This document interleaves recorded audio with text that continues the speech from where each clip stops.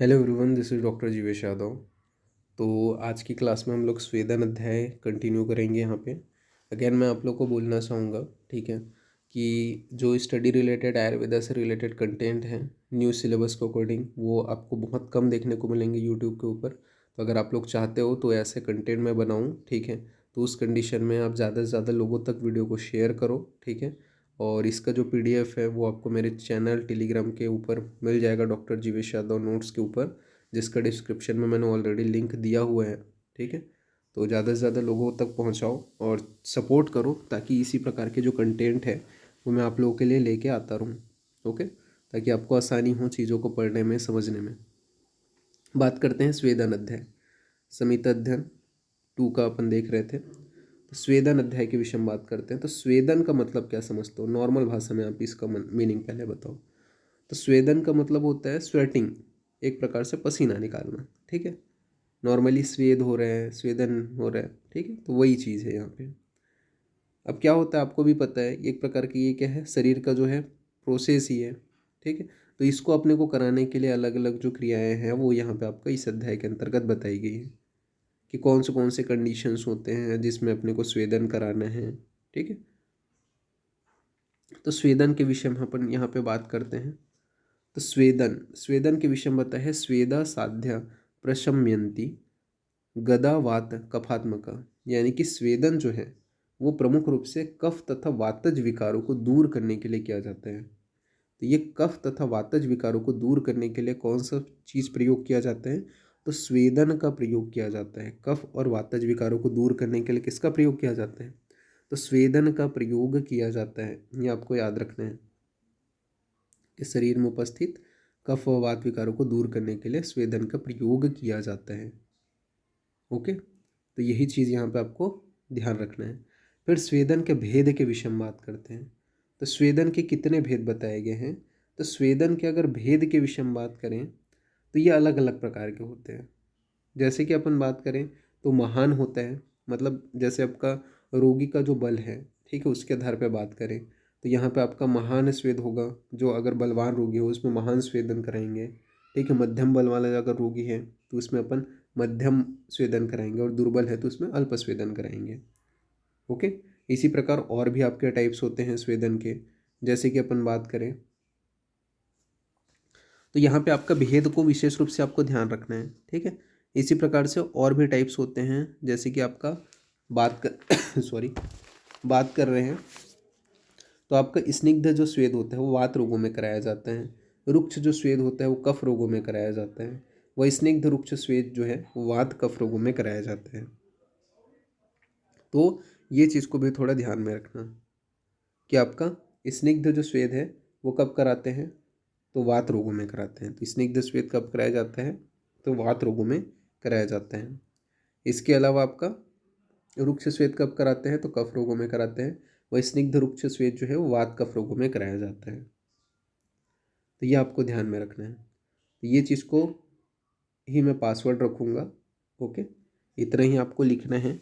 We के रोगो, बिना स्पेस दिए ही लिखना है, वी के रोगो। तो आपका ये पीडीएफ ओपन हो जाएगा। फिर बात करते हैं अमाशय में कुपित जो वात है। तो अमाशय में जो कुपित वात है उस कंडीशन में क्या क्या चीज़ें बताई गई है? तो जैसे कि अगर अमाशय में कुपित वात है तो रुक्ष स्वेद के पश्चात स्निग्ध स्वेद कराएंगे। तो अगर अमाशय में कुपित वात है तो पहले क्या कराएंगे अपन लोग?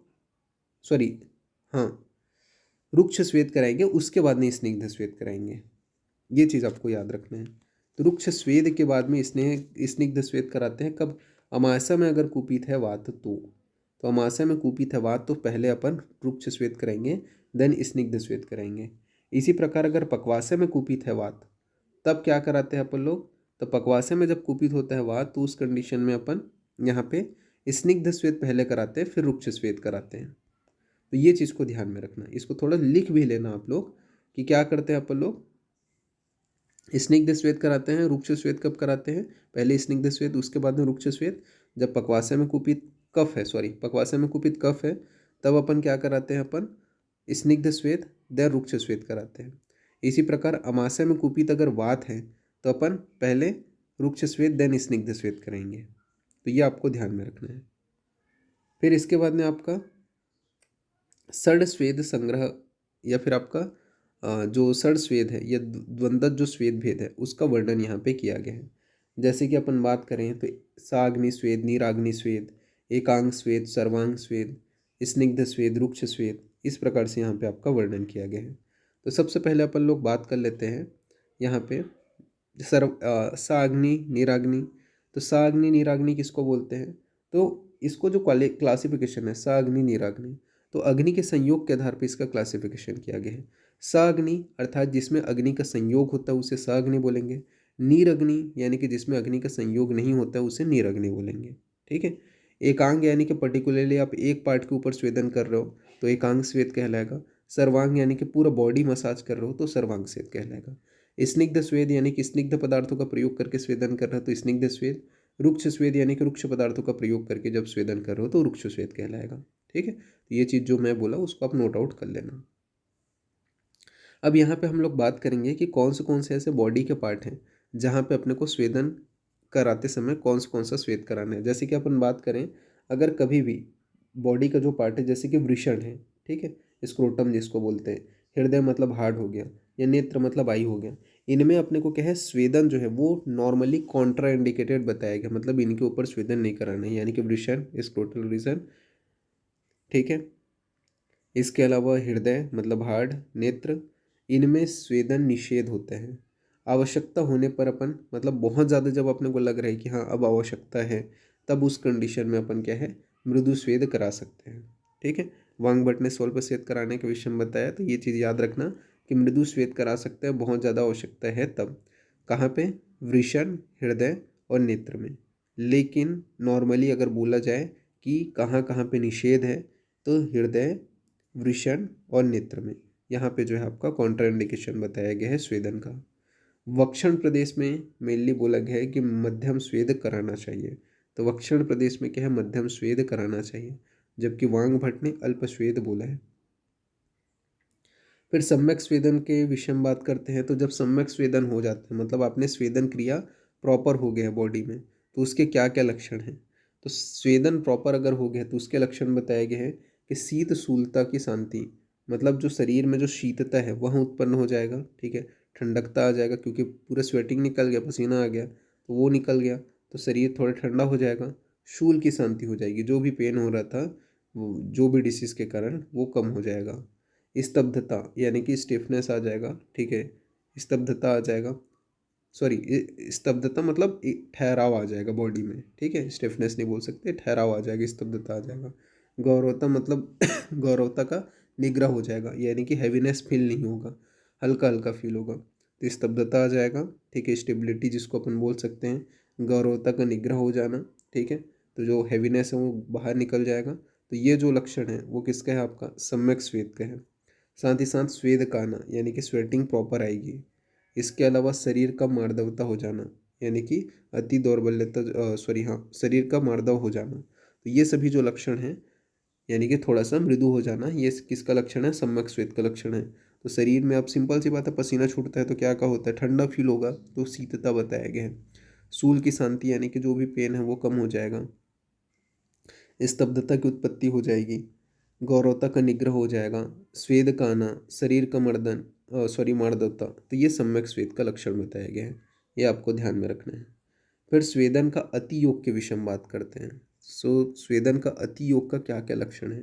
तो स्वेदन का जब अति योग होता है तो उसके लक्षण बताया गया है कि पित्त प्रकोप हो जाता है, तृष्णा, दह तथा मूर्छा की उत्पत्ति होती है।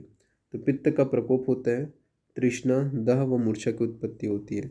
ये यहाँ पे आपका स्वेदन के अति योग का लक्षण बताया गया है। तो पित्त का प्रकोप, तृष्णा, दह व मूर्छा की उत्पत्ति का होना, शरीर शदन का होना, साथ ही साथ स्वेदांगता का होना, अति दौर्बल्यता का होना, ये सभी किसके लक्षण हैं? तो स्वेदन के अति योग का लक्षण, मतलब आपने किसी का स्वेदन करा रहे हो, अब बहुत ज़्यादा हो गया अब उसका स्वेदन, तो उस कंडीशन में क्या है? पित्त प्रकोप, तृष्णा, दह, मूर्छा, शरीर में सदन, स्वेदंगता, अति दौर्बल्य, ये सभी जो लक्षण हैं वो उत्पन्न हो जाएंगे।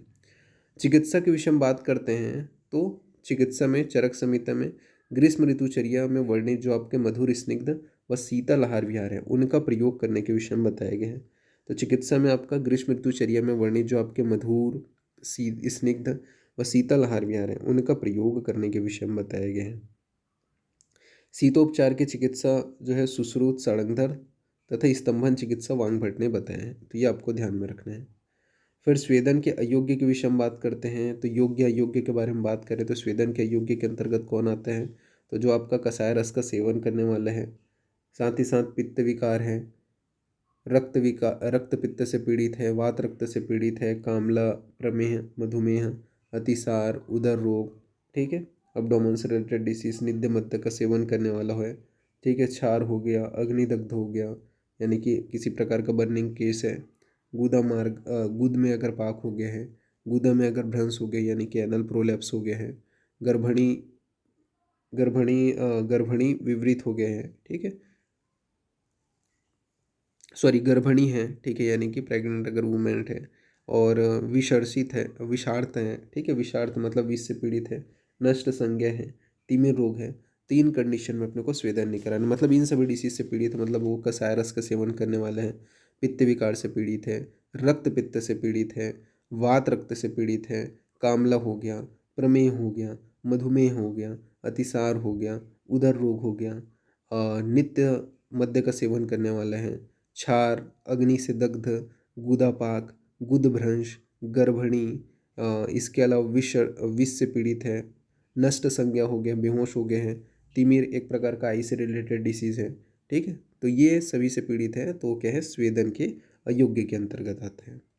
फिर बात करते हैं स्वेदन के योग्य कौन से हैं, तो स्वेदन के योग्य के अंतर्गत यहाँ पे आपका बताया गया है कि जो प्रतिशय से पीड़ित है, काश से पीड़ित है, श्वास से पीड़ित है, हिक्का हो गया यानी कि प्रतिशय मतलब रनिंग नोज, काश मतलब आपका कफिंग, श्वास मतलब रेस्पिरेटरी प्रॉब्लम, हिक्का मतलब हिचकी, ठीक है, स्वर भेद हो गया, आम दोष, इसके अलावा आपका आम दोष के अलावा आपका क्या बताया गया है, तो आम दोष के अलावा शीत दोष हो गया, ठीक है, शीत दोष, विबंध मतलब कॉन्स्टिपेशन, मूत्राघात हो गया, मूत्रकृच्छ हो गया, सिरासूल हो गया, गृध्रशी हो गया, स्तंभ हो गया, संकोच हो गया, खल्ली हो गया, वात कंटक हो गया, इत्यादि जो समस्त रोगों से पीड़ित है, वो वात कफज विकारों से जो पीड़ित है वो क्या है स्वेदन के योग्य के अंतर्गत आएगा। ये यहाँ पे आपका बताया गया है। तो प्रतिशय का आश्वासिक का स्वर भेद आम दोष, शीत दोष, विबंध, मूत्राघात, मूत्रकृच्छ, सिरासूल, गृध्रशी, स्तंभ, संकोच, खल्ली, वातकंटक, इन सभी जो रोग से पीड़ित है, वात कफज रोग से पीड़ित है, वो स्वेदन के योग्य के अंतर्गत आएगा।